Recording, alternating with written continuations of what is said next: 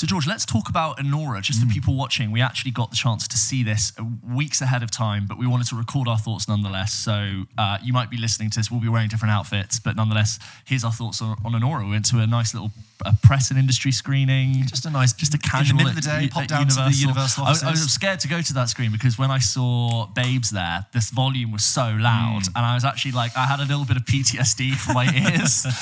And you were like, we're going to sit in the third row, and I was like, okay. But anyway, it was actually fine when they screened it. This is ANORA, directed by Sean Baker, who you'll know is the director of films like Red Rocket, The Florida Project, Tangerine. He's got a very sort of distinct visual colour palette and style to his films. I always feel like I could almost pick his films out without knowing they're his. I've seen Florida Project. I've heard great things about Tangerine. And Red Rocket as well looks interesting, but those are the ones I've seen. This is ANORA. Which won the Palme d'Or, Palme d'Or at the Cannes Film Won the Festival Palme this d'Or at year. Cannes. So we were very excited to be able to get the opportunity to see it because it's got a lot of buzz behind it. Absolutely. Stars Mikey Madison, who you may recognise in a small role in Once Upon a Time in Hollywood. And she plays ANORA, who is a strip club dancer and sex worker working in New York City in a frosty, cold, snowy, frosty New York City. And one night she's working, she's told by her sleazy boss, listen, there's got a guy here, he's a high flyer, he's asking for someone who speaks Russian. And Annie has an Uzbek background, and her grandma spoke Russian to her, so she has very basic Russian, but nonetheless is introduced to Vanya, the son of an oligarch, billionaire, who she spends a fun night with him and ends up going back to his place for a private appointment. And as she starts to get introduced to him, she sees he lives in this absolutely massive house. And he asks her, how much would it cost for you to be my exclusive girlfriend for the week? And after negotiating a price, she gets swept into his massively opulent, extravagant world. He's meant to be studying, but really he's just spunking all of his parents' money. It involves a huge trip to Las Vegas with hotel rooms and bars, and it all sort of culminates in this basic introduction into Vanya's life. And I won't say much more than that, other than what happens in this film. It's a great sort of tale of what comes up really must come down. And it's a sort of long, epic hangover movie, essentially. Yes. It's definitely very interesting. George, how did you get on with ANORA? I mean, absolutely, very well described. It is a very kind of unique kind of film. I would say it's like a black comedy odyssey, which is not how I would typically have described it going into it. I thought we were going to get a much sort of straight drama. And you get this first half, which is this whirlwind. The film is two halves, really. And then the way to describe the second half broadly is that the reality starts to encroach back in. And the second half, which is also takes place all over 24 hours, and despite the first half taking place over several weeks, is this borderline farcical, comedic, but slightly serious section, which is funny and tense, and in other hands would be like a Safdie Brothers movie, where you have heavies and No, You Need to Come With Me and disruption. But in the Safdie Brothers world, that would be incredibly tense and threatening. Yes. Whereas in this, it's played much more comedic and farcical. Slapstick even at points. Yeah, it's almost like referencing like traditional farce where like the wealthier people are away and the lower class people have to interact and sort of run about. I thought ANORA was really interesting, and it really surprised me because, as you say, it is kind of this journey, this up and down, this hangover movie, this odyssey in this world that makes your head spin. You've got characters coming in, saying different dialogue, falling over each other, funny bits, serious bits. And I thought it was really interesting, but it's one of those experiences where the film played out and I was really enjoying it. And then for me, like the moment it really worked is in its like closing 2 minutes. Right, okay. And in the last 2 minutes, it delivers a moment, a punch that is almost like a punchline to the entire movie. It kind of crystallizes everything you've seen. It's not a funny moment, but it acts almost like a point that makes you snap into focus everything you've just experienced. And you go, I see. And then the film ends. And because of that moment, in the time since seeing the film, initially I thought it was very good. And now the more I've come away with it, I think that might be really brilliant. I think it actually might be brilliant. I think the way that it talks about, sex work and wealth is really interesting in talking about it in a roundabout, non-direct way, but also by the end directly. And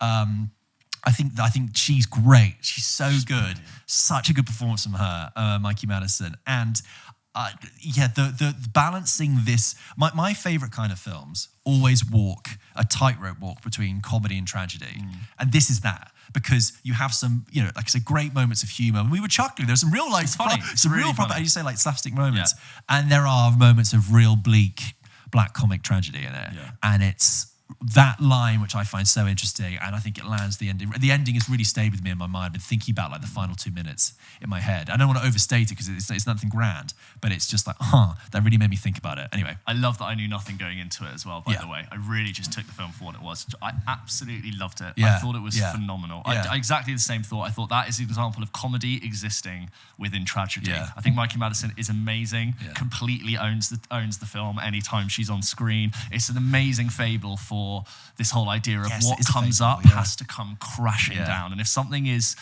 seems way too good to be true, it probably is. And like this, I think like Sean Baker does a lot of stuff with the class clash of the rich and the poor, and in this film you really can just tell that they mix like oil and water, and it's such a wonderful study of that, like the way in which the upper class are using the lower classes in this disposable way, but what happens when you really try and mix that.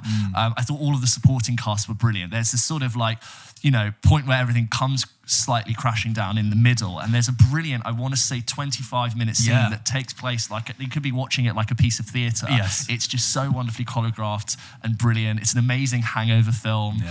It's like it was like watching a horrifying car crash in slow motion. Just the whole trawling through the dark, the late night, the way in which they shot the city at night with these. I'd love to know what lens was used, because usually like out of focus elements are like different shapes for different cameras you use, but all the lights out the focus were diamonds in the. Did you notice they were polygonal shaped? It was a really interesting. I know Tangerine was shot on an iPhone.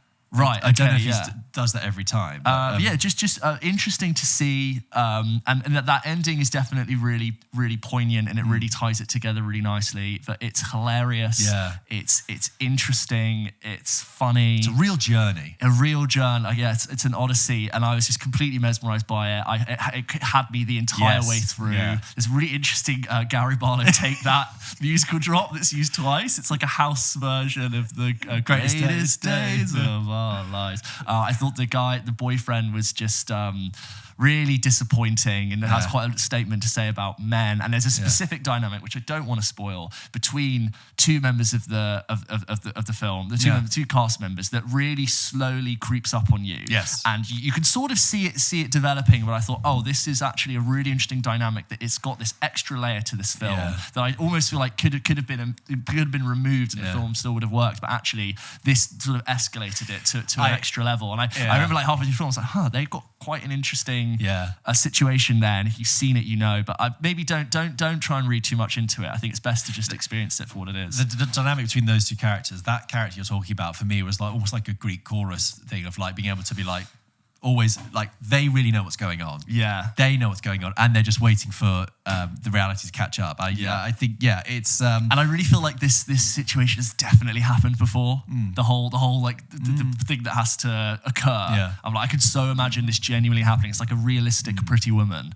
What would actually, if you did want to try and hire a sex worker for a long period of time and overspend your money, what would be the consequences? Who are the grunts of the billionaire who's probably done some shady stuff to earn his money are gonna like catch up with you and make sure you do stuff. So it also, what's great is that when a film wins the Palme d'Or, like not always, Parasite, wonderful film, like, but sometimes we going to encounter a film that's like obtuse, obscure. I mean, actually, Anatomy of a Fall was brilliant as well, but it's really refreshing that it's a highly entertaining film that also is incredibly well made and really interesting about something serious, but approaches it in a really interesting way. I think it's great. I think it's really great. It's a long film, but I just couldn't take my eyes off it. I was really having a great time watching it, because it's very sad, but also very engaging and very funny.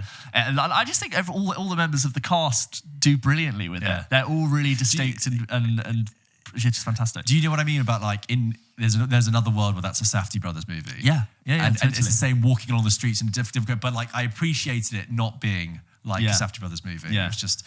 Anyway, so ANORA, we really liked it. We hope you guys get to see it soon. It's out on the 1st of November in the UK. I'm not sure about it in the States, but definitely check it out. Big contender this year. And if you have any thoughts, questions, concerns, reviews about ANORA, please do send them in to hello@pulpkitchenpodcast.com and we will read them out on future episodes of the show.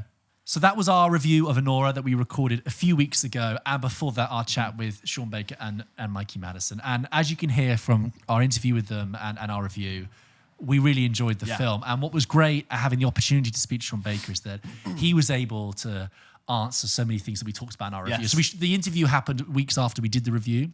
And like things I talk about it in my review, about the ending. And I was so glad we got the opportunity just to ask him about that in a non-spoiler way.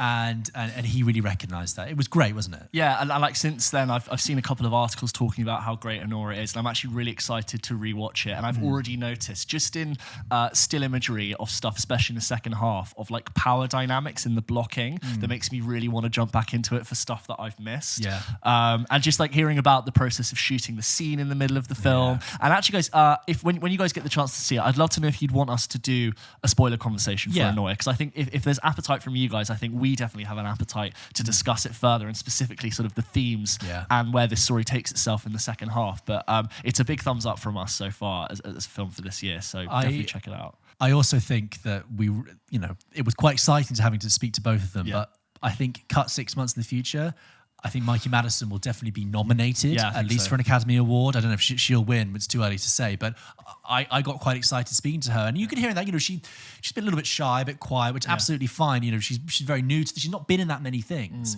But I was excited seeing her in this film because I was thinking, wow, we're watching a potential Oscar winner here. Absolutely, yeah. So look out for ANORA if you haven't already. And if you guys have seen ANORA and you want to send in your thoughts, your questions, your concerns, your reviews, please do send them in, as always, to hello@pulpkitchenpodcast.com, or you can support us on the VIP tier on Patreon and have priority access to have your review read out on the show.